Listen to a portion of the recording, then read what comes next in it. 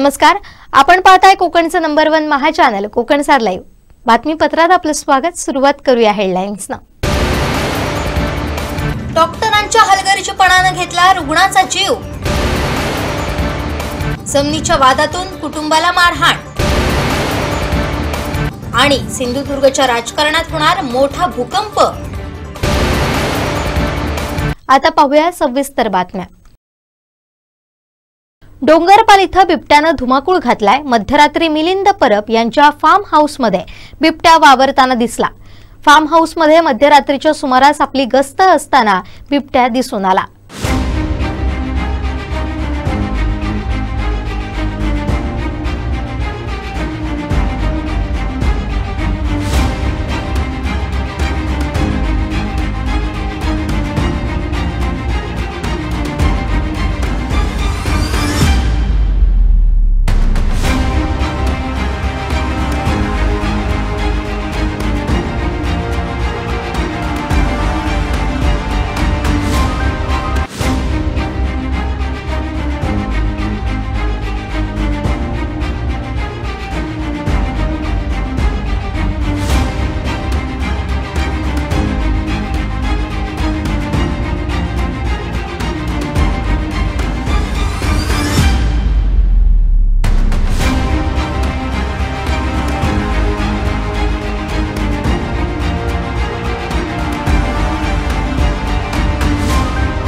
सावंतवाडी माझगाव येथील स्वयंभू महादेव मंदिराची पारंपरिक जत्रा भक्तिमय वातावरणात आणि उत्साहात पार पडली। दरवर्षीप्रमाणे यावर्षीही या जत्रेला परिसरातील तसेच दूरदूरच्या भागातून हजारो भाविकांनी उपस्थित राहून दर्शन घेतलं।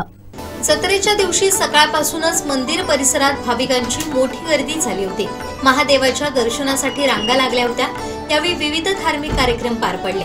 रात्री पारसेकर दशावतार नाट्य मंडळाचा गदासूर नाटकानं वातावरण भक्तिभावानं भारावलं।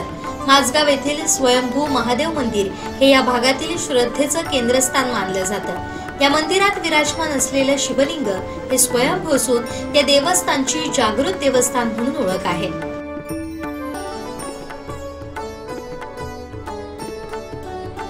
प्रतिवर्षीप्रमाणे यावर्षी 6 नोव्हेंबरला श्री स्वयंभू महादेव जत्रा संपन्न होत आहे। त्या निमित्ताने सकाळी ब्राह्मणांतर्फे अभिषेक केला जातो।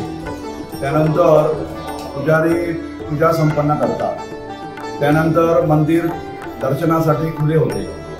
नंतर पालखी मालटकरवाडा देवघरातनं सातेरी मंदिराकडून महादेव मंदिराकडे आणली जाते। त्यानंतर भाविकांना दर्शनासाठी मंदिर खुले ठेवले जाते। हे मंदिर पुरातन असून स्वयंभू देवस्थान आहे। या ठिकाणी प्रथम मानकरी म्हणून मालटकर समाजाचं मुख्य मानकरी आहे।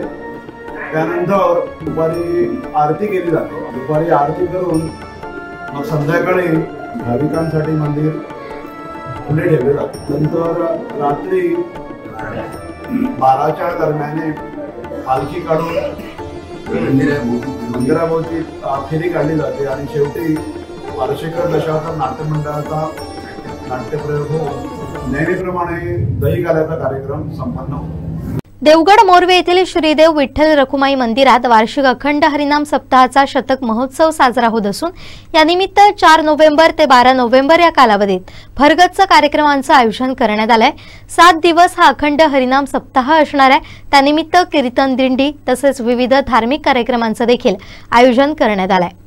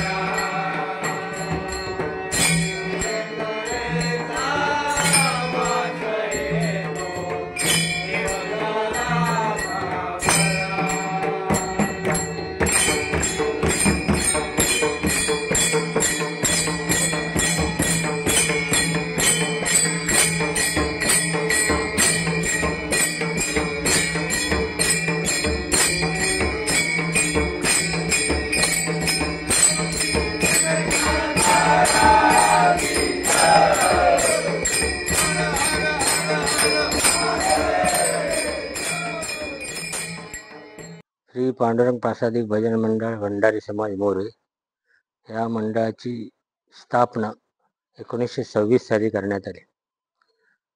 समाजातील सर्व मंडळींना एकत्र करून गावातील लोकांचं एक सामाजिक एकीकरण करण्याच्या दृष्टीने या उद्देशाने या मंडळाची स्थापना झाली.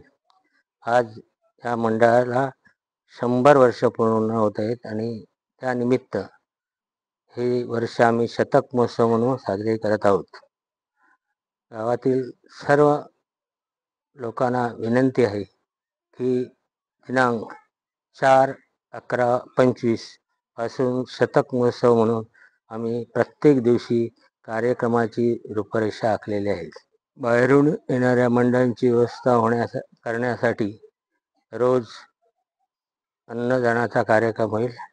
त्याचप्रमाणे रात्री रोज वेगवेगळ्या ठिकाणच्या दिंडी भजन अशा कार्यक्रमाची रूपरेषा करण्यात आलेली आहे. तरी सर्वांना विनंती आहे की जास्तीत जास्त लोकांनी यात सहभाग घेऊन आम्हाला सहकार्य करावे. 4 नोव्हेंबर ते 13 नोव्हेंबरपर्यंत आमचा अखंड हरिनाम सप्ताह चालू राहणार आहे. तरी या कार्यक्रमात गावातील आणि सर्व भाविक मंडळी सहभागी व्हावे ही विनंती. कणकवलीत ठाकरे शिंदे शिवसेनेची युतीबाबत एकत्र बैठक झाली अशा चर्चा राजकीय वर्तुळात आहे. याबाबत शिवसेनेचे नेते राजन तेलींना विचारलं असता अशी कुठलीच बैठक झाली नसल्याचं ते म्हणाले. नेमकं राजन तेली काय म्हणाले पाहूया. मी पुन्हा सांगतो की ही बातमी कशी आपण बोलताय, कुठल्या आधारावर बोलता मला माहिती नाहीये. शहरातल्या व्यक्तींनी जी सगळ्या प्रतिष्ठित व्यक्तींनी येऊन सांगितलं की आपण जर अशा प्रकारची आघाडी केली आणि जर निवडणुकीला सामोरं गेलं तर गावातलं वातावरण चांगलं राहील, अशा प्रकारचा निर्णय ह्या गावातल्या शहरातल्या प्रतिष्ठित लोकांचा आहे. त्या निर्णयावर विचार करायचा नाही करायचा वरिष्ठांनी ठरवायचा. तो निर्णय आम्ही वरती पाठवलेला आहे. तो जर निर्णय झाला तर त्या निर्णयाप्रमाणे राहू, नाही झाला तर आम्ही जी शिंदे साहेबांच्या नेतृत्वाखाली धनुष्यबाण निशाने आम्ही निवडणूक लढवू. प्रतिष्ठित काही व्यापारी होते, काही पत्रकार मित्र होते, वेगवेगळ्या शैक्षणिक संस्थेत काम करणारे काही प्रतिनिधी होते. अशा लोकांनी हा प्रस्ताव ठेवलेला आहे. एकच आता त्या व्यक्तींची नावं उघड करणं बरोबर नाही. त्यांनी सांगितलं की आम्हाला असं वाटतंय की गावाच्या विकासासाठी, गाव आमचा छोटा आहे, गावातला जर समजा उद्या निवडणुका जर अशा प्रकारच्या झाल्या तर वादविवाद होता, ते टाळण्यासाठी जर आपण अशा प्रकारची जर आघाडी केली तर ती चांगली होईल. त्या दृष्टिकोनातून तुम्ही विचार करा आणि तो विचार आम्ही आमच्या वरच्या लोकांपर्यंत पोहोचवलेला आहे. तो निर्णय येईल त्याप्रमाणे आम्ही पुढे वागू. बघा, पुन्हा सांगतो की भाजपला रोखण्याचा विषय येत नाही. भारतीय जनता पक्ष आणि शिवसेना ही 2 स्वतंत्र पार्टी आहेत. आपापली संघटना होण्यासाठी प्रत्येकाला अधिकार आहे. निवडणुका ज्या येतात ही कार्यकर्त्यांची निवडणूक आहे. कार्यकर्त्यांना न्याय मिळायला पाहिजे म्हणून दोन्ही पार्टी प्रयत्न करतायत. त्यामुळे कोणाला रोखण्याचा याच्यात ना भाजपला रोखण्याचा विषय ना शिंदे साहेबांना रोखण्याचा विषय. प्रत्येक जण आपापल्या पद्धतीने प्रयत्न करतात आणि तसा प्रयत्न आता सुरू आहे. आता नावं अनेक पुढे येते, त्याच्यात ते पण एक नाव आहे. पण शेवटी ही प्रायमरी स्वरूपाचं त्यांनी दिलेला प्रस्ताव आहे. अजून त्याच्यावर बसायचं आहे. उद्या जर मान्यता वरच्या लोकांनी दिली तर त्याच्यावर पुढे बसून मग पुढचा निर्णय त्यांचा काय आहे, कोण नगराध्यक्ष उमेदवार असावा हे ते ठरवतील. गाव ठरवेल. त्या गावाप्रमाणे जर निर्णय वरती आमच्या मान्य असेल वरच्या आमच्या वरिष्ठांना तर त्याच्यावर विचार करता येईल. सावंतवाडी येथील जिल्हा कारागृहाच्या सुरक्षिततेसाठी महत्त्वपूर्ण पाऊल उचलण्यात आलंय. कारागृहाची 143 वर्ष जुनी जीर्ण झालेली मुख्य संरक्षण भिंत पाडून त्याऐवजी 328 मीटर लांब आणि 8.3 मीटर उंच आरसीसी प्रकारची नवीन संरक्षण भिंत बांधण्यात येणार आहे. यासाठी 4,04,80,216 रुपये इतक्या रकमेचं अंदाजपत्रक शासनाकडे प्रशासकीय मान्यतेसाठी दिलंय. या नव्या संरक्षक भिंतीला जुन्या स्टाईलचाच लूक असणार असल्याची माहिती सार्वजनिक बांधकाम विभागाकडून देण्यात आली आहे. सार्वजनिक बांधकाम विभागाच्या गलथानपणामुळे ही 143 वर्ष जुनी संरक्षक भिंत कोसळली होती. दगडी बांधकामावर चिऱ्यांचं बांधकाम केल्यानं हा ऐतिहासिक वारसा धोक्यात आला. जिल्हा कारागृहाच्या मुख्य संरक्षण भिंतीचा उत्तरेकडील सुमारे 40 मीटर लांबीचा भाग कोसळला होता. त्यानंतर तात्काळ पालकमंत्री नितेश राणे, माजी मंत्री आमदार दीपक केसरकर यांनी त्याची दखल घेतली होती. तसेच तंत्रज्ञान अधिविभाग, शिवाजी विद्यापीठ कोल्हापूर यांच्या मार्फत संरक्षण भिंतीचं संरचनात्मक लेखापरीक्षण करण्यात आलं. लेखापरीक्षणात मुख्य संरक्षण भिंत 1882 मध्ये बांधलेली असल्यानं ती 143 वर्ष जुनी आहे. कोकण परिसरात जास्त पाऊस असल्यानं पावसामुळे भिंतीत अनेक ठिकाणी भेगा पडल्यात आणि पाणी आत शिरल्यामुळे ही संपूर्ण भिंत संरचनात्मक दृष्ट्या असुरक्षित बनली असल्याचं अहवालात स्पष्ट करण्यात आलं.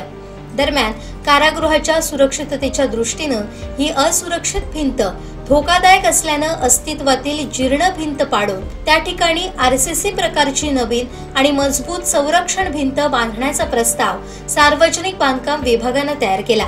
अस्तित्वातील जीर्ण झालेली भिंत पाडून त्या ठिकाणी 328 मीटर लांब आणि 8.3 मीटर उंच आरसीसी M30 प्रकाराची नवीन संरक्षण भिंत बांधण्यासाठी उपविभागीय अभियंता, सार्वजनिक बांधकाम विभाग, सावंतवाडी यांनी 2022-23च्या जिल्हा दरसूचीवर 4,04,80,216चं अंदाजपत्रक तयार केलं. या अंदाजपत्रकात सार्वजनिक बांधकाम विभागाच्या वरिष्ठ अधिकाऱ्यांनी स्वाक्षरी करून मुख्य अभियंता, कोकण प्रादेशिक विभाग यांनी तांत्रिक मान्यता देऊन शिफारस केली. अप्पर पोलीस महासंचालक, महानिरीक्षक, कारागृह सुधार सेवा, महाराष्ट्र राज्य पुणे यांनी हा प्रस्ताव शासनात सादर केला होता, जो विचाराधीन होता. शासनानं हा प्रस्ताव मान्य करून अंदाजपत्रकास प्रशासकीय मान्यता दिली. मात्र यासोबतच काही महत्त्वाच्या अटी आणि शर्ती लागू केल्या.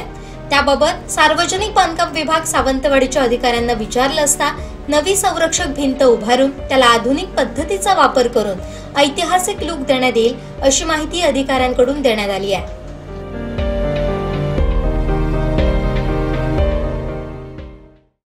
जमीन जागेच्या वादावरून कुटुंबातील सदस्यांना लाकडी दांडे आणि लोखंडी रॉडनं मारहाण केली. ही घटना मुंबई गोवा महामार्गानजीक पिंगुळी धुरीटेम नगर इथं घडली. या घटनेमध्ये 4 जण जखमी झालेत. पती पत्नी आणि त्यांच्या 2 मुलांचा समावेश आहे. जखमींवर येथील ग्रामीण रुग्णालयात उपचार करण्यात आले. जमीन जागेच्या वादावरून अक्षय जडिये याच्या सांगण्यावरून त्याचे गडग्याचे काम करणारा गवंडी कामगार, त्याच्या सोबतचा दाढी असलेला, गोल चेहरा असलेला व्यक्ती आणि अनोळखी काही जणांनी लाकडी दांडे आणि लोखंडी रॉडनं आपल्याला मारहाण करून दुखापत केली. त्यानंतर रस्त्यावरून 4 ते 5 अनोळखी व्यक्ती धावत आल्या. त्यांच्या हातात लोखंडी रॉड, लाकडी दांडे होते. सर्वांनी अचानक विजय चव्हाण आणि त्यांच्या पत्नीला लाकडी दांड्यानं मारहाण करायला, शिवीगाळ करायला सुरुवात केली. त्यात चव्हाण यांच्या पाठीला मुकामार लागला. तसेच पत्नी मंगल यांच्या डोक्याला जखम होऊन रक्तस्राव झाला. या दोघांना होत असलेली मारहाण पाहून चव्हाण यांचा मुलगा आणि मुलगी आपल्या आई वडिलांना सोडवण्यासाठी आले. त्या दोघा मुलांनाही मारहाण करण्यात आली. यात मुलगी वैशाली हिचा डावा हात मनगटामध्ये फ्रॅक्चर झालाय. तसेच मुलगा विशाल यालाही किरकोळ दुखापत झाली आहे. या घटनेनंतर त्या सर्वांनी त्यांच्या तावडीतून आपली सुटका करून घेत घरात पळाले. नमस्कार, मी विजय चव्हाण, राहणार पिंगोळी धुरीटेम नगर. माझ्या इथे प्रकार झाले त्याच्याबद्दल मी बातमी देतो आहे की मी इथे घर बांधलं. घर बांधताना मी जागा घेतलेली आहे. गुंठापरा घरकुल यादीमध्ये घर मंजूर झालेलं.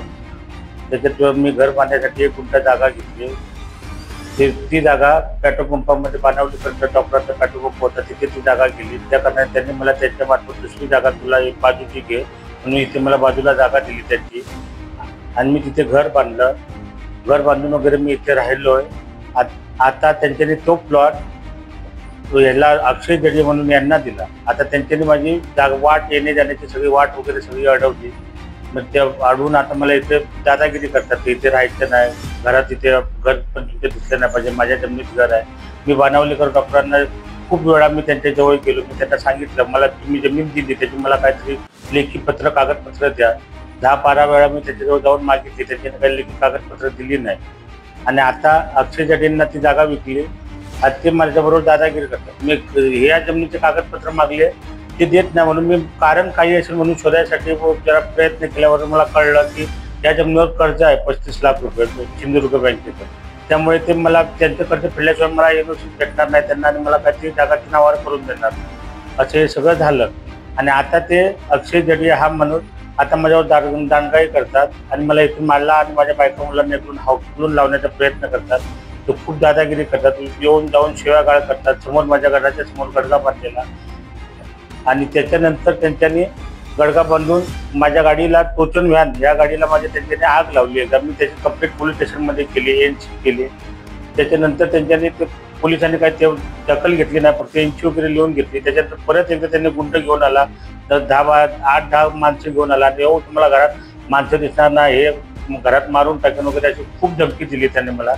त्याच्यानंतर मी धमकी दिल्यावर तरी पण मी पोलीस स्टेशनात जाऊन सांगितले, ती एनसी मी दिली. अशा मी 4 ते 5 एनसी दिल्या पोलीस स्टेशनमध्ये. पोलीस काही दखल घेत नाही.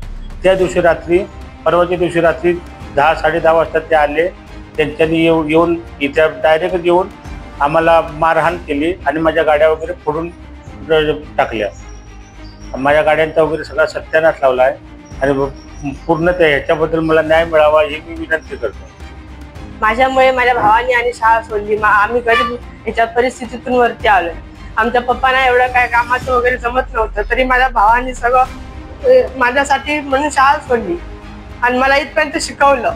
आता मी पोलीस भरती करते तर पोलीस भरती जवळ आली म्हणून माझा हे सगळं करून टाकलं. आता मी कशी पोलीस भरती करू, कसं मी पुढे जाऊ? आता ह्याच्यासाठी मला न्याय हवा आहे, मला न्याय भेटला पाहिजे. डॉक्टर पोलीस भरतीमध्ये घेतील. बहिणीसाठी भावाने शिक्षण सोडला आणि त्याला शिकवला आणि भरतीसाठी ग्राउंड करी होता, तर ग्राउंड त्याचा अपुरा राहिला. आता त्यांनी ग्राउंड कसा करूचा आणि काय करूचा? 12वी शिकून काय फायदा झाला त्याचो? हे भरून दिले काय त्याचं आयुष्य? 12वी शिकलेल्याचो काहीतरी जरा तरी फायदा होऊ ना. आयुष्यभर आम्ही कष्ट केला कशासाठी? मुलांसाठी. मग आता मुलांनी काहीतरी होऊ म्हणून त्यांना ह्या करतो, तर ही लोक अशी आमका सतवतो. मग त्याच्यासाठी आम्ही काय करूचा? आमका न्याय गावतो लोकांना ह्या बघा. त्यावेळी त्या अनोळखी व्यक्तींनी चव्हाण यांच्या घराच्या पत्र्यावर मोठे दगड मारून घराचे पत्रे फोडून नुकसान केलं. घराच्या बाहेर चव्हाण यांनी उभी केलेली टाटा सफारी कार, इतर वाहनांवर दगड मारून त्यांच्या काचा फोडून तसेच बोनेटवर दगड मारून नुकसान केलं. चव्हाण कुटुंबियांनी आरडाओरड केल्यानंतर ते सर्वजण राखाडी रंगाची इनोव्हा कार आणि पांढऱ्या रंगाच्या 4चाकीतून वाहनातून निघून गेले. चव्हाण यांनी पोलिसांना फोन करून घटना सांगितली. पोलीस तिथे आल्यानंतर चव्हाण कुटुंबियांना कुडा येथील ग्रामीण रुग्णालयात दाखल करण्यात आलं. या मारहाणी प्रकरणी अक्षय जडिये याच्यासह 8 जणांवर गुन्हा दाखल करण्यात आलाय. दरम्यान मनसे जिल्हाध्यक्ष धीरज परब यांनी त्या कुटुंबियांची भेट घेतली आणि धीर दिलाय. पिंगुळी धुरटेम नगरमधील विजय चव्हाण आणि त्यांच्या कुटुंबियांवरती जो प्राणघातक हल्ला झाला, त्या हल्ल्याच्या अनुषंगाने आज आम्ही त्या पीडित कुटुंबियांना भेटलो आहोत. त्या ठिकाणी जी काही वाहनांची तोडफोड झाली, जखमी ज्या त्यांच्या कुटुंबियांच्या व्यक्ती आहेत, त्या सर्वांची आम्ही विचारपूस केली. त्या कुटुंबियांच्या पाठीशी मनसे पक्ष खंबीरपणे उभा आहे असं त्यांना आश्वासित करून त्या सर्व प्रकरणाची माहिती घेण्यासाठी आता आम्ही कुडाचे पोलीस निरीक्षक यांची भेट घेतली आणि त्यांना एक निवेदन दिलं आहे. त्या निवेदनामध्ये आम्ही जे काही नुकसान झालं आहे, जी काही त्यांना त्या कुटुंबीय जखमी झाले त्याची सर्व माहिती देऊन या सर्वांमध्ये 307 म्हणजे आताचं 109 सेक्शन ह्या सर्व आरोपींवर लावावे आणि ह्या आरोपींचा जो मुख्य सूत्रधार आहे भूमाफिया, त्या भूमाफियाला पण यामध्ये आरोपी करावे अशी आम्ही या ठिकाणी मागणी केलेली आहे. ऑन कॅमेरा त्या कुटुंबियांनी त्या सर्व व्यक्तींची नावं सुद्धा कॅमेऱ्यासमोर आमच्या घेतलेली आहेत आणि त्या ठिकाणी त्यांना आज न्याय द्यायला आज कुठलाही राजकीय पक्ष त्या ठिकाणी उभा राहिला नाही, पण सर्वप्रथम मनसेने त्या कुटुंबाला, भयभीत झालेल्या कुटुंबाला धीर दिलेला आहे आणि शेवटपर्यंत आम्ही त्या कुटुंबियाला न्याय या ठिकाणी देणार आहोत.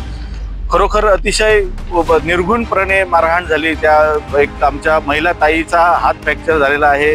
ती महिला कुटुंबीय आहे, तिच्या डोक्याला टाके पडलेले आहेत, मुक्कामार झालेला आहे. दोन्ही त्यांच्या ज्या 4चाकी गाड्या आहेत त्यांची तोडफोड झालेली आहे. याआधी त्या गाड्या जाळण्याचा देखील प्रयत्न झाला, त्याविषयी ते कुटुंबियांनी या ठिकाणी पत्रव्यवहार केलेला आहे. परंतु आज त्या कुटुंबाला खरोखर न्यायाची गरज आहे. त्या भयभीत कुटुंबाच्या पाठीमागे आम्ही सदैव राहणार आहोत आणि जी काही ही घटना घडलेली आहे त्याचा पूर्णपणे त्याचा पाठपुरावा करून आम्ही या संबंधित कुटुंबाला न्याय देणार आहोत. या निवेदनाच्या अनुषंगाने पोलिसांनी जर कारवाई नाही केली किंवा कुठल्याही गोष्टीची कसुराई बाळगली तर कुडाळमधील सर्व राजकीय पक्ष, सामाजिक संस्था आणि सामाजिक कार्यकर्ते यांना एकत्रित करून कुडाळ पोलीस स्टेशनला आम्ही मोर्चा आणणार आहोत, कारण ही प्रवृत्ती वाईट आहे. या प्रवृत्तीला आज ठेचण्याची गरज आहे. सिंधुदुर्ग जिल्हा परिषदेनं AI प्रणालीचा वापर केवळ प्रशासकीय कामापुरता मर्यादित न ठेवता तो शेती आणि आरोग्य क्षेत्रातही विस्तारण्याचा निर्णय घेतलाय. AI प्रणालीच्या माध्यमातून हळद लागवड आणि त्यावरील प्रक्रिया केली जाणार आहे. तसेच ग्रामपंचायतींनी औषध खरेदीसाठी निधीची तरतूद करावी अशा सूचना दिल्याची माहिती जिल्हा परिषद मुख्य कार्यकारी रवींद्र खेबुडकर यांनी पत्रकार परिषदेत दिली. आणि त्याबरोबर तुमच्याकडूनही काही फीडबॅक घ्यायचा, आम्ही कसं पुढे गेलं पाहिजे याच्या अनुषंगानं आज आपण सगळे एकत्र आलो आहोत. गेल्या आठवड्यामध्ये नीती आयोगाची, आपल्याला सर्वांना माहिती आहे, नीती आयोगाची लोक येऊन गेले. 2 जणांची टीम होती. त्या टीमने जिल्हाधिकारी कार्यालयामध्ये जिल्हाधिकारी मॅडमनी फार चांगल्या प्रकारचं प्रेझेंटेशन केलं आणि त्याबरोबर इतर सर्व विभागांनी फार चांगल्या प्रकारचं प्रेझेंटेशन मार्वलचं जे होतं ते केलं आहे आणि फार चांगले रिझल्ट्स ह्याच्यामध्ये दिसत आहेत. त्यानंतर दुपारच्या सेशनमध्ये ते आमच्याकडे आले. आमचं नियोजन असं होतं की आम्ही केलेलं काम आणि आम्ही त्यातलं जे काही रिझल्ट्स येत आहेत आम्हाला दिसत आहेत ते त्यांना शेअर करायचे होते आम्हाला. त्यानुसार आम्ही 6 ब्रांचेस निवडलेल्या होत्या. त्याचं कारण आम्ही सर्व ब्रांचेसमध्ये 14 ब्रांचमध्ये घेऊन जायचं ठरवलं होतं, पण वेळ कमी होता त्यामुळे त्यांनी 6 ब्रांचेस घ्या म्हणाले. 6 ब्रांचेसमध्ये आम्ही त्यांना घेऊन गेलो आणि त्यांनी जो काही गोष्टी पाहिल्या आहेत तर त्यांचं पहिला आम्ही PWDमध्ये घेऊन गेलो. म्हणजे आमचं जे बांधकाम आहे, बांधकाम विभाग, तिथं सावंत म्हणून आमचे एक्झिक्युटिव्ह इंजिनियर आहेत. तर त्या सावंतांनी काही प्रेझेंटेशन केलं आणि ते त्यांना इतकं आवडलं. ते म्हणाले हा एक वेगळा संकल्पना AIच्या माध्यमातून तुम्ही करत आहात. त्यांनी फार डिटेलमध्ये व्यवस्थित बघितलं आहे. त्यांनी त्याबरोबर जे त्यांनी प्रेझेंटेशन केलेलं आहे, सावंतांनी स्वतः केलं होतं प्रेझेंटेशन, त्याच्यामध्ये एक साधी संकल्पना राबवली त्यांनी की आपण एक भवन बांधतोय, भारतरत्न डॉक्टर बाबासाहेब आंबेडकर भवन. तर त्या भवन बांधत असताना आपल्याला त्याचा 3D पिक्चर पाहिजे होतं. त्याबरोबर त्याचं एस्टिमेट किती होईल, अंदाजित खर्च किती येईल आणि 3Dमध्ये कसं दिसू शकेल, त्याचं डिझाईन जे आहे ते पण डिझाईन पाहिजे होतं आपल्याला. तर हे त्यांनी प्रॉम्प्ट किंवा ते जो AIवरती सर्व डिटेल्स टाकल्यानंतर एक 5 ते 10 मिनिटामध्ये त्यांनी AIच्या माध्यमातून त्यांनी 3Dचं पिक्चर तयार करून दाखवलं. त्यांना हे वाटत होतं की बाबा जिल्हा परिषद काम करतंय चांगलं, हे सर्व सांगत होतं त्यांना. पण इतक्या वेगळ्या प्रकारे आणि इतक्या वेगळ्या ह्याच्या माध्यमात म्हणजे वेगवेगळे प्रकार वापरत आहे त्यांना ते पटलेलं नव्हतं. आणि जेव्हा त्यांनी बघितलं तेव्हा ते फार खुश झाले. आणखीन भरपूर त्यांनी कामं बघितलेत. आणखीन काही इनोव्हेटिव्ह प्रोजेक्ट्समध्ये आपण एक डॅशबोर्ड केलेला आहे जो ग्रामपंचायतीच्या कर्मचाऱ्यांच्या अनुषंगानं आहे. तो डॅशबोर्डही त्यांना फार आवडला. त्यांनी हेही सांगितलं प्रत्येक ब्रांचमधलं काम त्यांना इतकं आवडलं आहे. त्यांनी मला सातत्यानं म्हणजे इवन कलेक्टरना सांगितलं, पालकमंत्री सरांना सांगितलं, इवन त्यांनी वरिष्ठ लेवलला पण हा विषय सांगितला आहे की बाबा जिल्हा परिषद सिंधुदुर्गमध्ये काही वेगळे संकल्पना राबवत आहेत, काही चांगल्या प्रकारे काम करत आहेत. काल आमच्या DHO काहीतरी ट्रेनिंगला गेल्या होत्या, त्या नागपूरमध्ये आहेत. नागपूरमध्ये त्यांना मार्वलच्या ऑफिसला मी व्हिजिट द्यायला सांगितली, त्यांनी व्हिजिट दिली आणि मार्वलनी मला बुधवारी बोलवलं आहे मुंबईला, नागपूरला. आम्ही काही आणखीन एक इनोव्हेटिव्ह प्रोजेक्ट जो SP ऑफिसमध्ये केला आहे त्याचं थोडंसं पुढं एक्सटेन्शन करून आम्ही तो आमच्याकडे जिल्हा परिषदमध्ये त्याचा वापर करायचं ठरवलं आहे. त्याचं जो SP ऑफिसमध्ये किंवा SP मार्फत जे नाईट राऊंड्स असतात किंवा राऊंड्स असतात नॉर्मल कोर्समध्ये, त्या राऊंड्समध्ये त्यांनी जे काही इनोव्हेटिव्ह केलेलं आहे, तो एक वेगळे प्रकार केला आहे. त्यातले काही गोष्टी आम्ही उचलून आम्ही त्याच्यात आमचे जे आरोग्यसेवक आहेत किंवा आमचे जे आशा वर्कर आहेत, अंगणवाडी सेविका आहेत किंवा आमचा जो ग्रामसेवक आहे, ग्रामपंचायतीचा स्टाफ आहे, या सर्वांना त्याचा वापर कसा करता येईल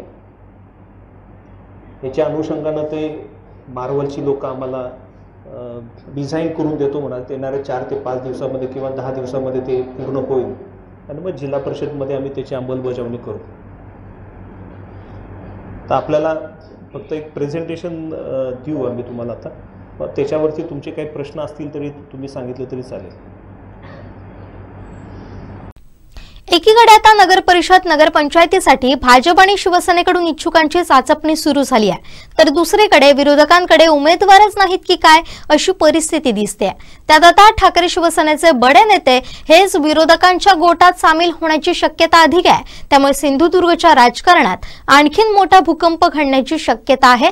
याबाबत अधिक माहिती देत आहेत आमचे चीफ रिपोर्टर कृष्णा ढोला. नगर परिषद नगरपंचायतीचा आता बिगुल वाजलेला आहे. त्या अगोदरच म्हणजे 17 नोव्हेंबर ही अर्ज दाखल करण्याची शेवटची मुदत आहे. त्यापूर्वी 10 नोव्हेंबर पासून हे अर्ज दाखल करता येणार आहेत. मात्र आता मोठ्या घडामोडी ह्या सिंधुदुर्गच्या राजकीय पातळीवर आपल्याला घडताना दिसत आहेत. आताच अशी बातमी समोर येते ती म्हणजे शिंदे शिवसेना असेल किंवा दुसरीकडे भाजप हे आता स्वबळाचा नारा देताना एकीकडे दिसत आहेत. दुसऱ्या बाजूला इच्छुकांकडून फॉर्म भरून घेण्याची सुद्धा प्रक्रिया सुरू झाल्याचं सुद्धा दिसतंय. पण ह्या सगळ्या घडामोडी पक्ष पातळीवर होताना दिसत आहेत. आपल्या सोबत आहेत आमचे चीफ रिपोर्टर कृष्णा ढोला. कृष्णाजी, याबाबतच्या नेमक्या काय अपडेट आहेत? नक्कीच नगर परिषद नगरपंचायत निवडणुकीची रणधुमाळी सुरू झाली असून इच्छुकांची फॉर्म भरण्यासाठी पक्षीय पातळीवर धामधूम सुरू झालेली आहे. फॉर्म भरण्याची अधिकृत मुदत ही 10 ते 17 नोव्हेंबर पर्यंत देण्यात आलेली आहे. मात्र प्रत्येक पक्षात हे इच्छुकांची संख्या जास्त असल्याने पक्षीय पातळीवर त्याची चाचपणी करण्यात येत आहे. प्रत्येक प्रभागातून ते इच्छुक आहेत त्यांच्याकडून पक्षीय पातळीवर फक्त इच्छुकांचे अर्ज मागवण्यात येत आहेत. त्यातून उमेदवार निवडले जाणार आहेत. मालवण शहराचा विचार करता कालच भाजपने प्रत्येक वॉर्डामध्ये प्रत्येक प्रभागातील इच्छुकांची फॉर्म आहे ते पक्षीय पातळीवर भरून घेतलेले आहे. वरिष्ठांकडे सादर केले जाणार आहेत. त्यानंतर प्रत्यक्ष उमेदवारांची यादी ही पक्षाकडून जाहीर करण्यात येईल. त्यानुसार सर्वच प्रभागात नगराध्यक्षांसह नगरसेवक पदाचे जे उमेदवार आहेत त्यांच्याकडून ही फॉर्म भरून घेण्यात आलेले आहेत. नगराध्यक्ष पदासाठीही अनेक उमेदवार हे इच्छुक आहेत भाजपकडून. तसेच नगरसेवक पदासाठी प्रत्येक प्रभागातून 4-5 उमेदवार हे पक्षाकडून इच्छुक भाजपकडून इच्छुक असल्याचे समजते. अनेकांनी फॉर्म भरलेले आहेत. त्यानंतर आज शिवसेना शिंदे गटाकडूनही उमेदवारांना अर्ज मागवण्याचे आवाहन करण्यात आलेले आहे. त्यामुळे प्रत्येक पक्षाकडून शिवसेनेकडूनही आज याबाबत पक्षीय पातळीवर इच्छुकांचे अर्ज मागवण्यात येत आहेत. नगराध्यक्ष पदाचे असतील किंवा नगरसेवक पदाचे हे दोन्ही उमेदवार त्यांचे संभाव्य उमेदवार असतील त्यांना पक्षीय पातळीवर ही जिल्हा प्रमुख दत्ता सामंत, तालुका शहर प्रमुख दीपक पाटकर यांच्याकडे हे अर्ज जमा करण्यात येणार आहेत. त्यामुळे हे निर्णय नंतर आमदार निलेश राणे यांच्या माध्यमातून हे नंतर मंजूर केले जातील. तोपर्यंत ही इच्छुकांची चाचपणी आहे किंवा कुठच्या प्रभागात किती इच्छुक आहेत त्यानुसारच संभाव्य उमेदवारांची निवड केली जातील आणि त्यानंतर अधिकृत घोषणा ही दोन्ही पक्षांकडून केली जाणार आहे. सध्याच्या घडीला बघितलं तर शिवसेना भाजप यांनी दोघांनीही स्वबळाचा इशारा दिलेला आहे. भाजपने तर आपली भूमिका जरी स्पष्ट केली नसेल स्वबळाचा इशारा हा आणि त्या दृष्टीने पक्षीय पातळीवरून काम सुद्धा देखील सुरू केलेलं आहे. प्रत्येक प्रभागातून उमेदवार यांची घोषणा काही दिवसातच करण्यात येईल. मात्र सावंतवाडीत झालेल्या मेळाव्यात भाजप प्रदेशाध्यक्ष स्वतः रवींद्र चव्हाण यांनी सुद्धा नितेश राणे असतील किंवा प्रभाकर सावंत यांनी भाजपच्या जे खालील नेते मंडळी आहेत त्यांची रिव ओढत त्यांना मम म्हटलं. त्यामुळे जी नितेश राणे, प्रभाकर सावंत, भाजपच्या पदाधिकारी सर्वच पदाधिकाऱ्यांची इच्छा आहे की भाजपने स्वबळावर लढलं पाहिजे. तीच प्रदेशाध्यक्ष रवींद्र चव्हाण यांनी ओढलेली आहे. त्यामुळे कार्यकर्त्यांना संधी द्यावी या हेतूने ही स्वबळाची घोषणा त्यांच्याकडून अधिकृत झाली. घोषणे प्रत्येक कार्यकर्त्याला संधी मिळावी याच उद्देशाने आपण स्वबळावर लढू आणि नंतर निवडणुकीनंतर एकत्र येऊ अशा पद्धतीची जी घोषणा आहे ती भाजपच्या नेत्यांकडून करताना दिसते. त्यामुळे शांत बसलेल्या शिवसेना शिंदे गटाने सुद्धा आता उमेदवारांची संभाव्य उमेदवारांची पक्षीय पातळीवर फॉर्म भरून घेण्यास सुरुवात केलेली आहे. खरं तर शिवसेना ही युती व्हावी यासाठी आग्रही होते. दीपक केसरकरांचं सुद्धा वक्तव्य कालचं बघितलं तर दीपक केसरकर सुद्धा स्वबळासाठीच युती व्हावी यासाठी आग्रही होते. आमदार निलेश राणे यांनी सुद्धा मालवणमध्ये कुडाळ मालवणमध्ये युती व्हावी, आपण आपापसात लढू नये अशा पद्धतीची एक मेसेज होता तो भाजपच्या नेत्यांना दिला होता. मात्र भाजपकडून कोणताही प्रतिसाद आला नसल्याचे त्यांनी सांगितले होते. आताही नंतर जाहीर सुद्धा करण्यात आलं होतं की मुंबईत युतीबाबत बैठक होईल, अंतिम निर्णय होईल. मात्र अंतिम निर्णय झाला नाही. प्रत्येक पक्ष किंवा युतीबाबत चर्चाही झाली नसल्याचे समजते.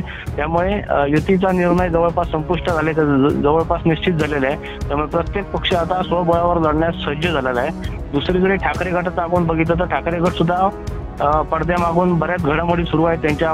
काँग्रेस आणि राष्ट्रवादी वेंगुर्ल्यात आपण बघितलं तर काँग्रेसने वेंगुर्ला आणि सावंतवाडीमध्ये आपले उमेदवार जाहीर केलेले आहेत नगराध्यक्ष पदाचे.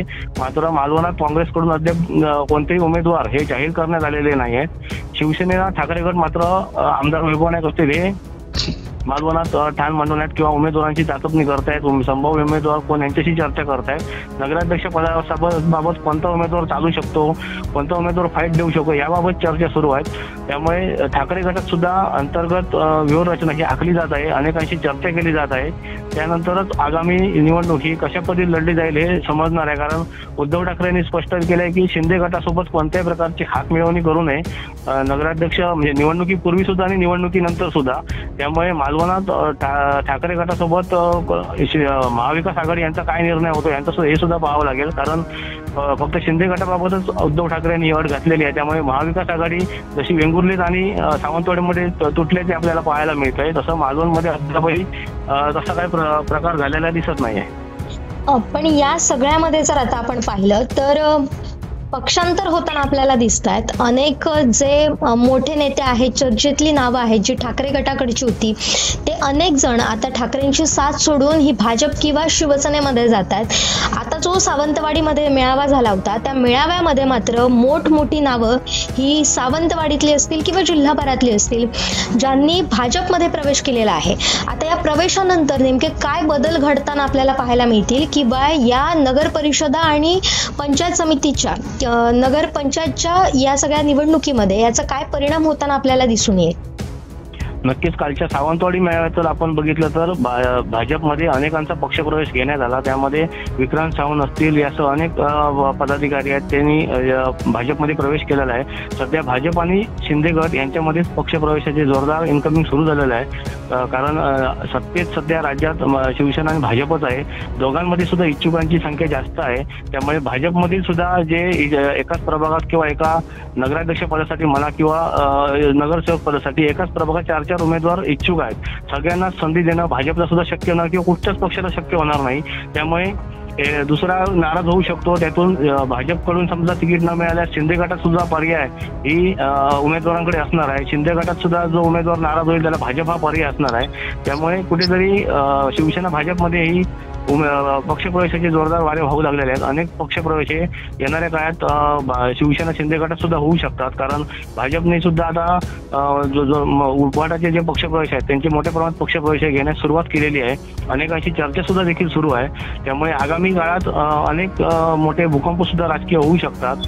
कणकवलीत आपण बघितलं तर कणकवलीत सुद्धा संदेश पारकर यांच्याबाबत उलटसुलट चर्चा सुरू आहे. आपण पण कोण कोणाचा जोर कोणाचा या कार्यक्रमात संदेश पारकर सतीश सावंत असतील यांच्याबाबत विधान केलं होतं ते तंतोतंत खरं ठरताना दिसतंय. कुठेतरी शहर विकास आघाडीच्या माध्यमातून सुद्धा कणकवली नगरपंचायतमध्ये निवडणूक लढवली जाते की काय अशा पद्धतीचं देखील वातावरण सध्या जिल्ह्यात सुरू आहे. मात्र उद्धव ठाकरे यांच्या आदेशाकडे जिल्ह्यातील ठाकरे सेना काय करणार याकडे सुद्धा लक्ष द्यावं लागणार आहे.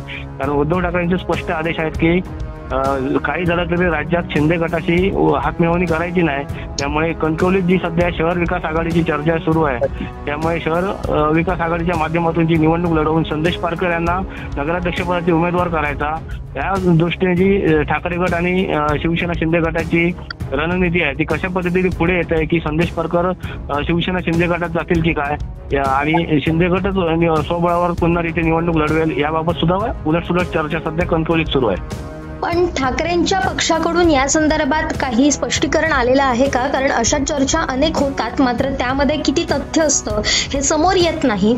यामध्ये नेमकं तथ्य काय आहे आणि ठाकरेंकडून याबाबतची कुठली प्रतिक्रिया आलेली आहे का? ठाकरे गटाकडून अद्याप कोणती प्रतिक्रिया नाही. मात्र ज्या चर्चा होत आहेत त्याला ठाकरे गटाने त्याचं खंडन सुद्धा केलेलं नाही. त्यामुळे या कुठेतरी चर्चा झाल्याशिवाय त्या बाहेर येऊ शकत नाही. या पडद्यामागे अनेक हालचाली या कणकवलीच्या राजकारणात सुरू आहे. कारण भाजपने जो स्वबळाचा इशारा दिला किंवा स्वबळ लढण्याची भाषा सुरू केलेली आहे, त्याला कुठेतरी शिंदे गटाकडून सुद्धा रणनीती वेगळी खेळी गेलेली जाऊ शकते.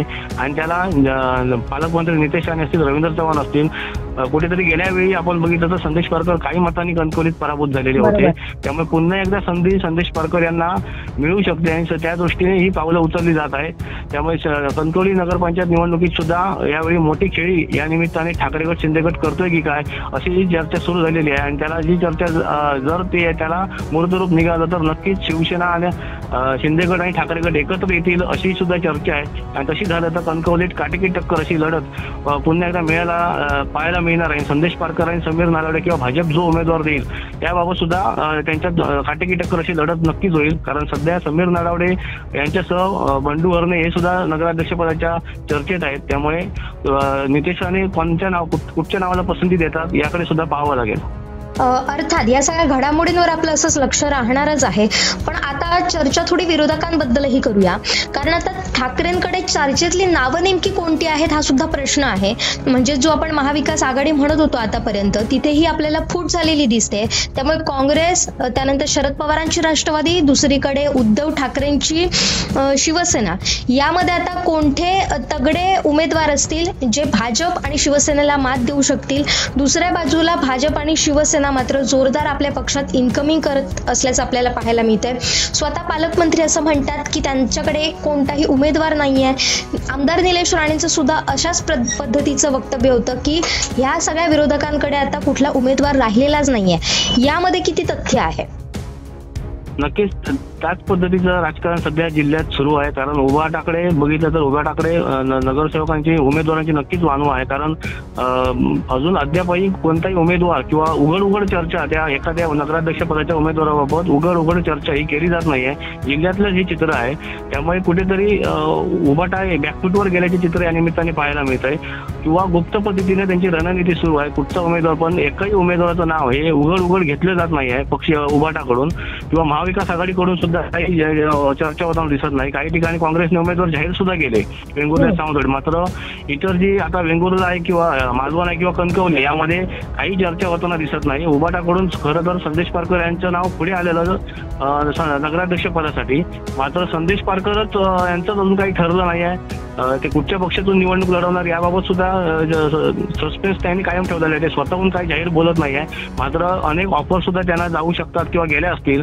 त्या अनुषंगाने या सध्या राजकीय कणकवली ज्या धक्क्यावजा सुरू आहे की संदेश पारकर काहीतरी निर्णय घेणार याबाबत अशी उलटसुलट चर्चा देखील सुरू आहे. त्यामुळे संदेश पारकर यांचा निर्णय झाल्यानंतरच खरं तर या हालचालींना किंवा उभाटाकडून या रणनीतीबाबत किंवा जी काय पडद्यामागे घडामोडी सुरू आहेत त्या नक्कीच उघड होतील. आणि त्यानंतरच ठाकरे गटाकडून नगराध्यक्ष पदाबाबत किंवा महाविकास आघाडीबाबत ठाकरे गटाची भूमिका काय आहे याबाबत सुद्धा त्यानंतरच निर्णय होण्याची शक्यता अधिक आहे. पण आता इच्छुकांकडून फॉर्म भरण्यास सुरुवात झालेली आहे प्रत्येक पक्ष पातळीवर. मात्र आता सत्ताधारी पक्षानं यामध्ये आघाडी घेतलेली आपल्याला पाहायला मिळत आहे. मग सध्या संपूर्ण जिल्ह्यामध्ये अशी इच्छुक कोण आहेत ज्यांची आता नगराध्यक्षासाठी असेल किंवा नगरसेवक पदासाठी हे सगळी नावं इच्छुक आहेत आणि जी पक्षाकडे ही नावं पोहोचलेली आहेत? याबद्दल काही माहिती मिळालेली आहे का? पक्षीय पातळीवर या गुप्त जी सर्वच पक्षाकडून करण्यात आलेला होता. जी नावं चर्चेत आहेत किंवा जी नावं चालू शकतात, जी नावं फाईट देऊ शकतात अशी तिन्ही पक्षाकडून उभाटा असेल किंवा या सर्वच राजकीय पक्षाकडून गुप्त सर्वे हा करण्यात आलेला होता. आणि निवडणुकीआधी अशा सर्वच पक्षादेशे गुप्त सर्वे केले जातात. त्या अनुषंगाने सर्वच राजकीय पक्षांनी आपले प्रत्येक नावाची चर्चा किंवा गुप्त सर्वे केलेले आहेत आणि तिची नावं पक्षाकडे पाठवलेली देखील आहेत. मात्र या सध्याच्या राजकीय घडामोडी पाहिल्या तर बडे नेते हे शिवसेना, शिंदे गट आणि भाजपच्या वाटेवर असल्याची चर्चा आहे. त्यामुळे अनेक ह्या राजकीय घडामोडी आहेत, त्या घडामोडी घडेपर्यंत जिल्ह्याचं राजकीय चित्र हे स्पष्ट होणार नाही आहे. महायुती सुद्धा तसाच प्रकार आहे. अद्यापही जरी ते म्हणत असतील स्वबळावर, ते शेवटच्या क्षणी काय होईल हे सांगता येणार नाही. कारण या सगळ्याच्या मागे खासदार नारायण राणे यांनी अद्याप आपली भूमिका जाहीर केलेली नाही जिल्ह्याच्या राजकारणाबाबत. नारायण राणे यांची भूमिका हीच होती की युती करूनच निवडणुका लढल्या जाव्यात. अगदी निलेश राणे किंवा दीपक केसरकर यांची सुद्धा तीच इच्छा होती. फक्त भाजपमधून नितेश राणे असतील किंवा रवींद्र चव्हाण आणि प्रभाकर चव्हाण आणि प्रत्येक पक्षाचे त्या तालुकाध्यक्ष यांची स्वबळावर लढण्याची इच्छा होती. त्यानुसारच ही सध्या भाजपची रणनीती किंवा पुढील वाटचाल दिसते. मात्र अद्याप या सगळ्या राजकारणाच्या भूमिकेत आपण नारायण राणे यांचं अद्याप कुठेही प्रतिक्रिया आलेली नाही आहे. तेव्हा त्यांची भूमिका काय असेल हे येणाऱ्या काळात सुद्धा ते स्पष्ट करतील. त्यानंतर महायुती, महाविकास आघाडी या बाबतीत सुद्धा निर्णय होईल. संदेश पारकर सुद्धा त्यांच्या सुद्धा घडामोडी काय घडतात त्या सुद्धा त्याच्यानंतरच जिल्ह्याचं राजकीय चित्र आहे ते स्पष्ट होणार आहे. या सगळ्या घडामोडींवर असंच लक्ष ठेवून राहा. याबाबतचे प्रत्येक अपडेट आपण जाणून घेत राहणार आहोत. तुर्तच धन्यवाद आपण दिलेल्या या सगळ्या सविस्तर माहितीसाठी. लोटांगणाची जत्रा म्हणून ख्याती असलेल्या सोनुर्ली माऊली देवीच्या जत्रोत्सवात भाविकांचा जनसागरच उसळला. लोटांगणापूर्वी संपूर्ण दिवस माऊलीच्या गाभाऱ्यात ओट्या भरणं, केळी ठेवण्याचा कार्यक्रम सुरू होता. रात्री उशिरा हजारोंच्या संख्येनं भाविकांनी लोटांगण घालत नवस फेडले. पाहूया.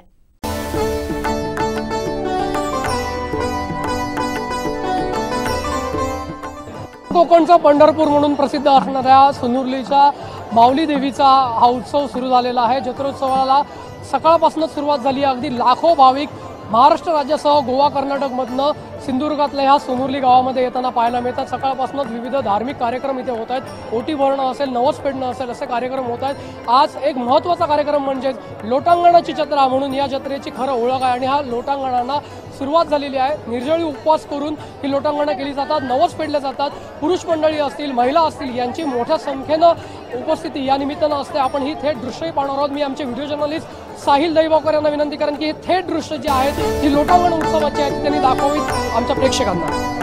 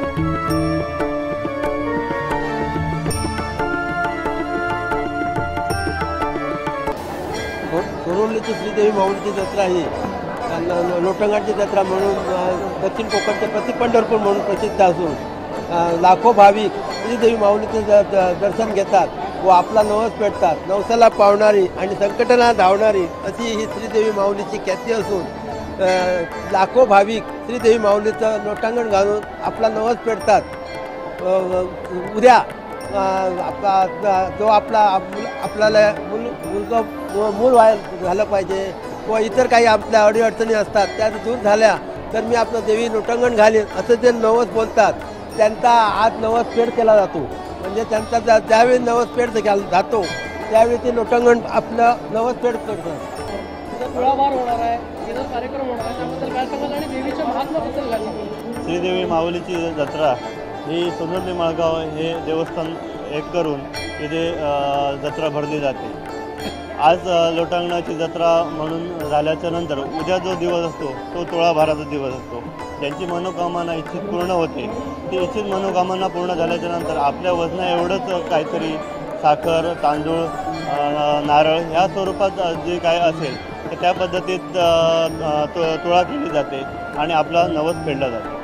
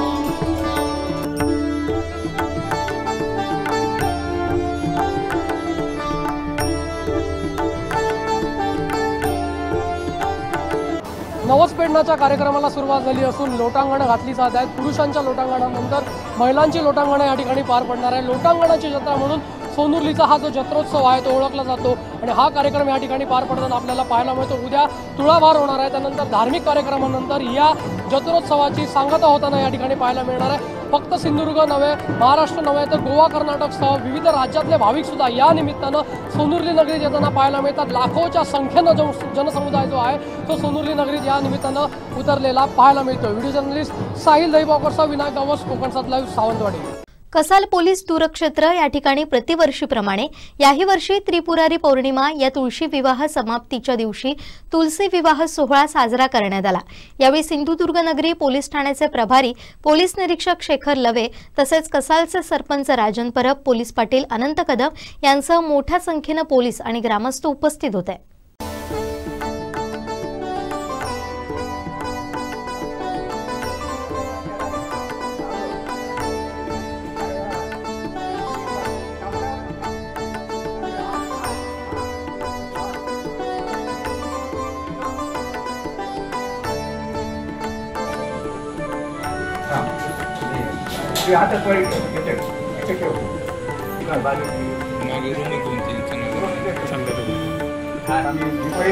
जत्रा आहे ना तिकडे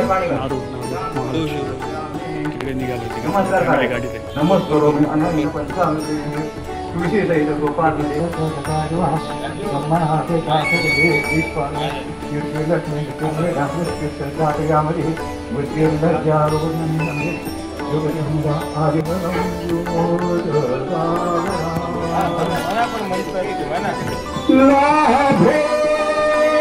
संतती संपदा बहुतुमा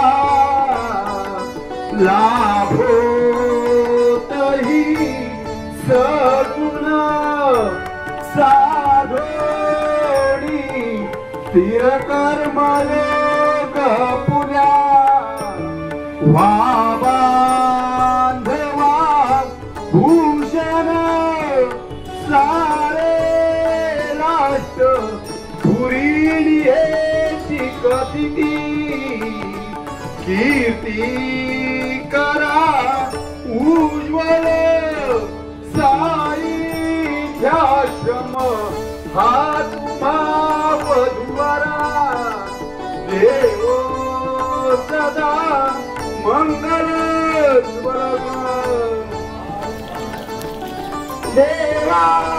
सिद्धी नायका गणपती कार्यास यावे स्वतः कसा नवासिनी भगवती पावनाई देवी दत्ता हो मंगला पार्थिव तुला वरदायिनी देवता आशीर्वाद सो तुझा वधवरा पुर्या सदा मंगलम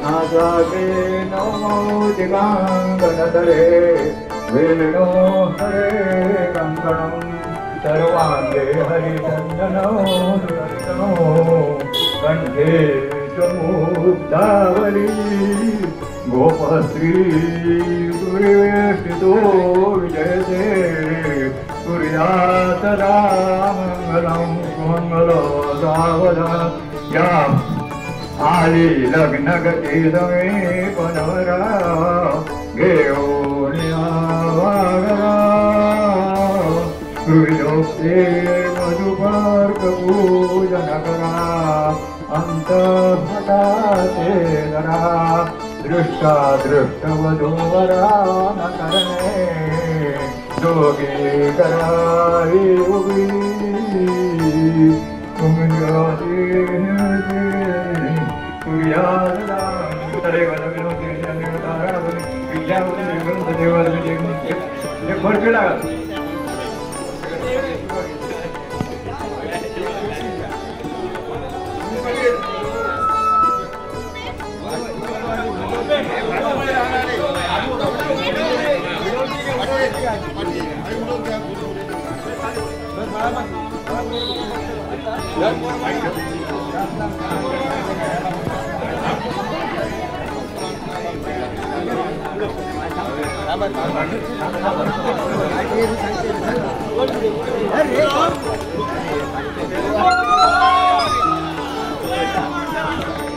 सिंधुदुर्ग जिल्ह्यात नगर परिषद आणि नगरपंचायत निवडणुकीत भाजपनं स्वबळाचा नारा दिल्यानंतर एकनाथ शिंदे शिवसेनेनं आपली ताकद वाढवायला सुरुवात केली आहे। कणकवली नगरपंचायतीमध्ये भाजपचे इच्छुक उमेदवार समीर नलावडे यांच्या विरुद्ध महाविकास आघाडी आणि एकनाथ शिंदे सेना एकत्र येताना दिसतात। यासाठी कणकवली शहर विकास आघाडीच्या माध्यमातून उद्धव ठाकरे सेना शिंदे शिवसेना या पदाधिकाऱ्यांची एकत्रित बैठक झाली असल्याची देखील सूत्रांकडून माहिती प्राप्त होतीये। यामध्ये नगराध्यक्ष म्हणून उद्धव ठाकरे सेनेचे नेते संदेश पारकर यांचं नाव पुढे येत असून त्याला शिंदे शिवसेनेचा पाठिंबा असल्याचं देखील समजतंय।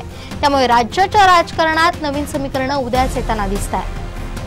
डॉक्टरांच्या हलगर्जीपणानं रुग्णाचा जीव गेल्याची धक्कादायक घटना कणकवलीत घडली आहे। प्लेटलेट्स कमी झालेले असतानाही रुग्णाला ऍडमिट न करता केवळ गोळ्या औषधं देऊन घरी पाठवलं।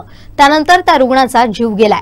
संतापलेल्या नागरिकांनी कणकवली उपजिल्हा रुग्णालयात धाव घेत डॉक्टरांना धारेवर धरलं। यावेळी काही काळ वातावरण तंग झालं।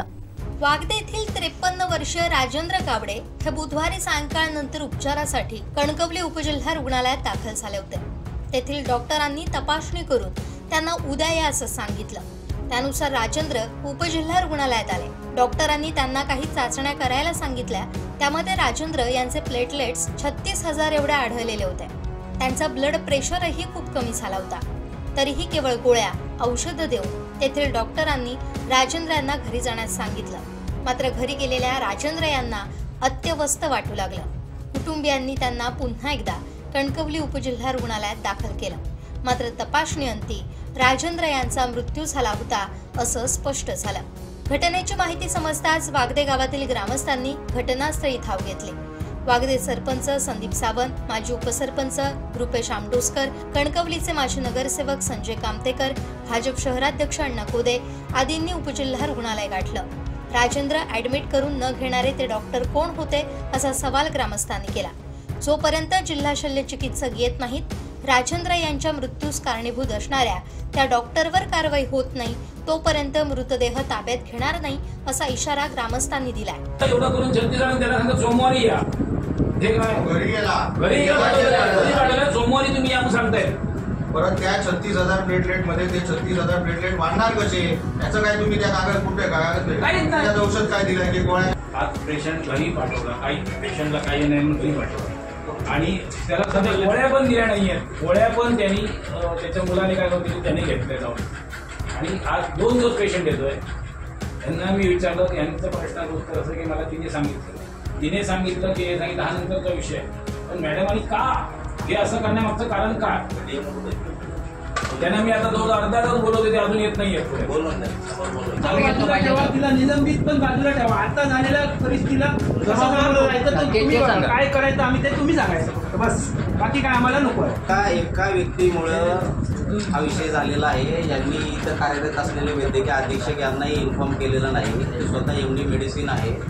पेशंट हा वास्तविक पाहता ऍडमिटच करणं गरजेचं, 100% ऍडमिट करायचं, क्रिटिकल केअर होती त्याची, त्याला ऍडमिट करणं गरजेचं होतं. त्याला ऍडमिट नाही केलं. मी काय म्हणतो सर, त्यांना असं का वाटलं की यांना इन्फॉर्म न करण्या एवढं का वाटलं? काय प्रॉब्लेम काय आहे? किती ऐकत नाही, कशासाठी ऐकत नाही की डॉक्टर की तुम्ही सांगितल्यानंतर ते येत नाही. तसं नाही तरी तुम्ही पेशंटला मग पेशंट मेलाय ना, पेशंट मेला. पेशंट सिरियस असेल तर ठीक होता आजपर्यंत, पेशंट मेलाय तो.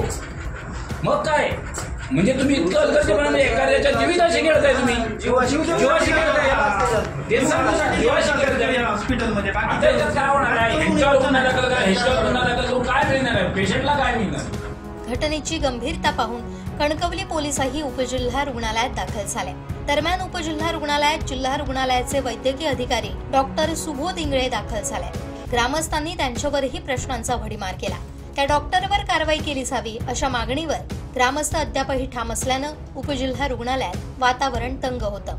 डॉक्टर इंगळे यांनी त्या महिला डॉक्टरवर कारवाई करण्याचं आश्वासन दिलं. त्या महिला वैद्यकीय अधिकाऱ्याची वरिष्ठ अधिकाऱ्यांना कळवण्याची जबाबदारी होती. तसं न करता रुग्णाला घरी पाठवलं हा त्यांचाच दोष आहे. त्यामुळे त्यांच्यावर कारवाई केली जाईल असं डॉक्टर इंगळे म्हणाले. यावेळी ग्रामस्थांच्या मागणीनुसार डॉक्टर इंगळे यांनी जिल्हा शल्य चिकित्सकांना फोन केला. त्यानुसार जिल्हा शल्य चिकित्सक कणकवलीत पोहोचले. मात्र गावडे यांच्या कुटुंबियांना नुकसान भरपाई मिळत नाही तोपर्यंत मृतदेह ताब्यात न घेण्याच्या इशाऱ्यावर ग्रामस्थ ठाम असल्यानं उपजिल्हा रुग्णालयातील वातावरण अद्याप तंग आहे. या लोकांनी कोणतीही कल्पना दिली नाही ना.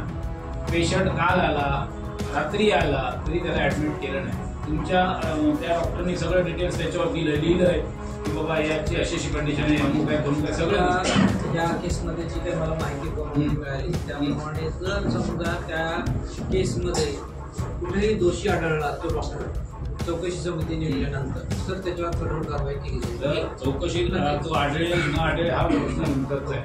नातेवाईकांच्या पुढे ज्या काही गोष्टी घडल्या, नातेवाईकांचा भाऊ होता, नातेवाईकांचा भाऊ आणि तो स्वतः पेशंट करतो मला ऍडमिट करा तरी ह्या लोकांनी ऍडमिट केलं नाही.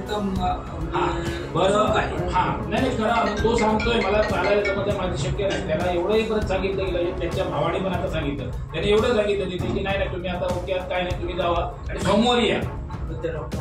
आणि पेशंट घरी गेला आणि मेला येतो लगेच घ्या. बरं असंही नाही 8 तासांनी मेला, 10 तासांनी नाही मेला लगेच. म्हणजे काल रात्रीच्या वेळी आला तरी 60-110 ब्लड प्रेशर होता, कागदावर नमूद आहे, पेपर लिहिलं. ही लोक यांची परिस्थिती नाही, ती मोलमजुरी करतात आणि जगतात अशी यांची परिस्थिती आहे.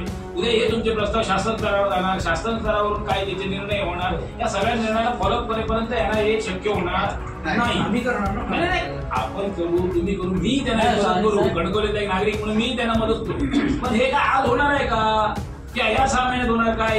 पण तसं असेल तुम्ही जर 100% करता तर लिहून द्या. आमच्या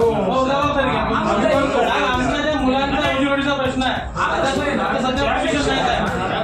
2 मुलं आहे, एक मुलगी 8वीत काय 7वीत आहे, मुलगा आहे. त्यांनी आता काय करा हा कलर काम करायचा, शेती कुठेतरी करायचं आणि हे करायचं, त्याचा उदरनिर्वाह कशावर आला? बायकोने आता काय करायचं सांगा. साहेब एकदा तुम्ही याच्यावर कारवाई करून यांची फोटो भरणार नाही. ही पूर्ण आरोग्य केंद्रीय जबाबदारी आहे. कारण ती कुठची डॉक्टर मॅडम डिस्चार्ज देतात तेव्हा वरिष्ठ अधिकाऱ्यांना त्याची कल्पना नको. काल पेशंट आला 50 बिल साहेब आज ओपडीत फिरवला. ओपडीत आमचा आरोप आहे तुम्ही ओपडीत फिरून फिरून आमचा पेशंट मारलाय. सकाळी याला ब्लड दिलं, त्याला बाहेर बसून ताटका होता 11:30 पर्यंत ठेवला आणि साहेब तुमच्या समोर पेपर सिंधुदुर्गातील 3 नगर परिषद आणि 1 नगरपालिका अशा 4 ठिकाणी निवडणुका होत आहेत। यासाठी एकूण 57,207 मतदार आहेत। निवडणुकीसाठी 74 बूथवर मतदान होणार आहे।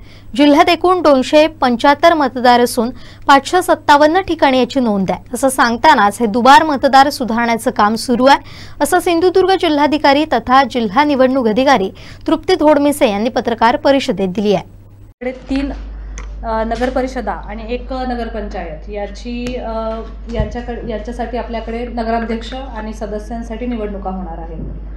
तर निवडणुकीचा कार्यक्रम जाहीर झालेला आपण प्रसिद्ध केलेला आहे। त्याचप्रमाणे 4 ठिकाणच्या ज्या निवडणुका आहेत त्याचा देखील आपण जो डिटेल कार्यक्रम आहे, त्यांचे आरओ असतील, त्यांचे एआरओ असतील, त्यानंतर त्यांचे नामनिर्देशन कधी होणार आहेत, कुठल्या स्थळी होणार आहे, हा देखील आपण प्रोग्राम जाहीर केलेला आहे। साधारण आपले 4ही जर म्हणजे 3 नगर परिषद आणि 1 नगरपंचायत ह्या 4 स्थानिक नागरिक स्वराज्य संस्था बघितल्या तर टोटल 74 मतदान केंद्र आहेत आणि एकूण मतदार संख्या असणार आहे 57,207। त्यापैकी पुरुष मतदार संख्या आहे 27,697 आणि स्त्री मतदार संख्या आहे 29,510। इतके मतदार या मतदानामध्ये स्वतःचा हक्क बजावतील। त्याच पद्धतीने मतदान केंद्र जे आपले असणार आहेत 74 या कार्यक्षेत्रांमध्ये, तर त्याच्यामध्ये आपण सर्व सुविधा आहेत याची आपण खात्री केलेली आहेत। म्हणजे पक्क्या इमारती असेल, फर्निचर, वीज, पाणी ह्या गोष्टी आपण इन्शुअर केलेल्या आहेत। त्याचप्रमाणे गरजेनुसार जसं जितक्या होणार आहेत त्याचं देखील आम्ही सर्वांबरोबर आज मीटिंग घेतलेली आहे। काल देखील मी आरओची मीटिंग घेतलेली आहे। आज SP सर आणि मी असं दोघांनी मिळून आरओ, एआरओ आणि संबंधित SDPO आणि PI यांची देखील आम्ही आज मीटिंग घेतली। मग लागणारं तिथे जे आम्हाला डिप्लॉय करायचे आहेत, जे भरारी पथकं असतील, SST असतील म्हणजे स्थिर सर्वेक्षण पथक किंवा व्हिडिओ सर्व्हिलन्स पथक, तर यांचा देखील आम्ही आढावा घेतला आणि ते देखील लवकरच डिप्लॉय होतील। त्याचप्रमाणे आपल्याला ज्या मशीन्स लागणार आहेत बेसिकली EVM मशीन, ज्याच्यामध्ये कंट्रोल युनिट आणि बॅलेट युनिट्स, तर त्याची उपलब्धता आपल्याकडे पुरेशी आहे।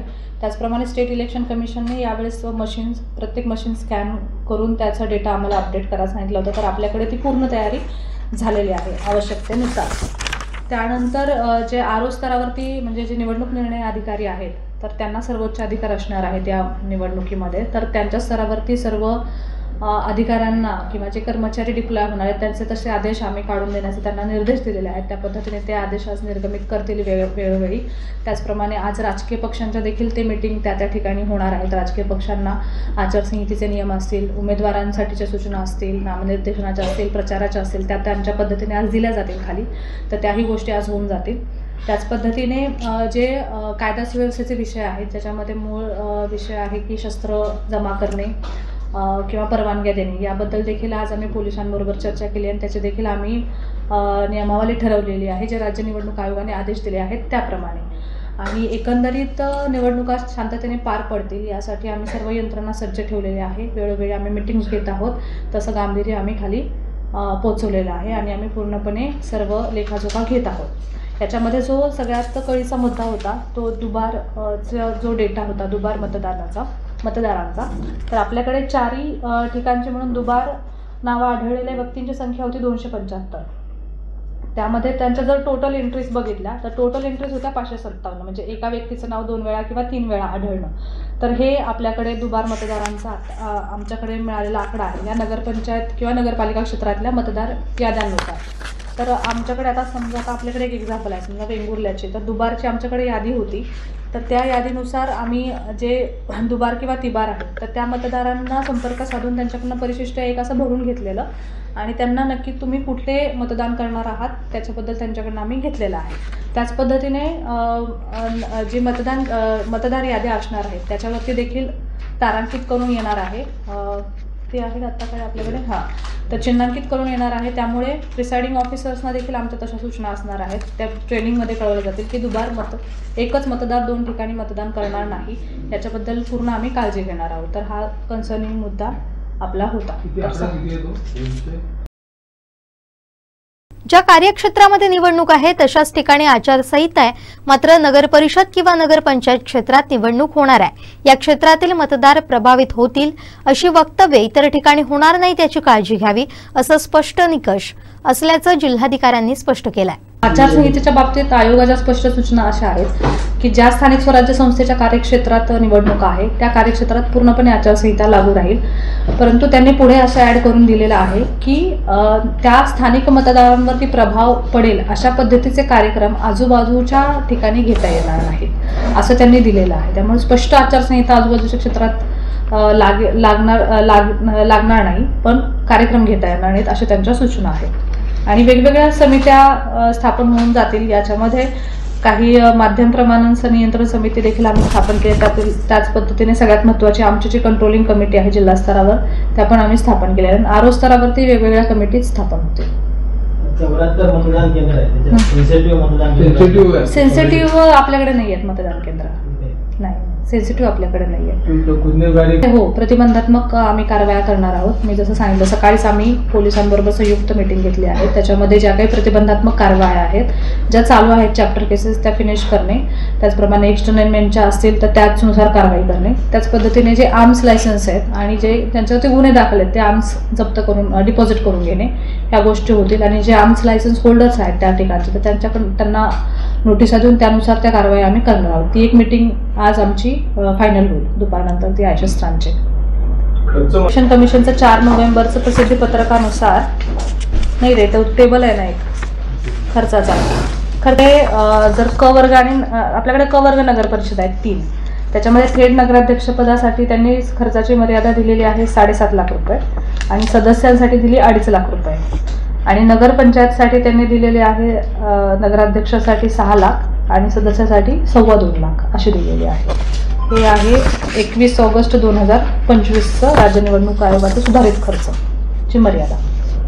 आणि यावेळेस खूप क्लिअरिटी दिलेली आहे की उमेदवार आणि किती प्रतिनिधी आणि किती आयडेंटिफाईड प्रतिनिधी आत सोडायचे किंवा कसं, तर त्या पद्धतीने त्यांनी निवडणूक निर्णय अधिकाऱ्यांना अधिकार दिलेले आहेत, त्यानुसार त्या गोष्टी होतील. ते पण स्पष्ट सूचना आहेत.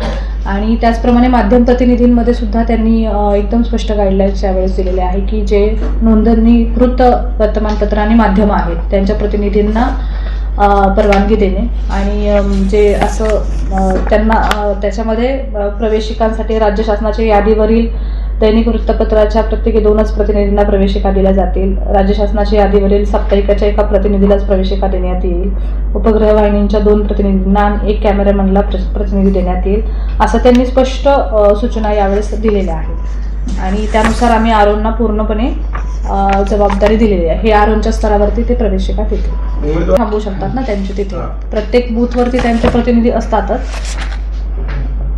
3 आत मतदारांचे मतदान होईपर्यंतच थांबते 3 असं दिलेलं आहे. उमेदवार व उमेदवाराचा निवडणूक प्रतिनिधी यांना मतदानाच्या निरीक्षणासाठी मतदान केंद्राचे आत 3 मतदारांचे मतदान होईपर्यंतच थांबता येईल. शेवटी ठळक घडामोडी पुन्हा एकदा. डॉक्टरांच्या हलगर्जीपणानं घेतला रुग्णाचा जीव. जमिनीच्या वादातून कुटुंबाला मारहाण. आणि सिंधुदुर्गच्या राजकारणात होणार मोठा भूकंप. बातमीपत्रात वेळ झाली इथंच थांबण्याची. पाहत राहा कोकणचं नंबर 1 महा चॅनल कोकण साध लाईव्ह. धन्यवाद.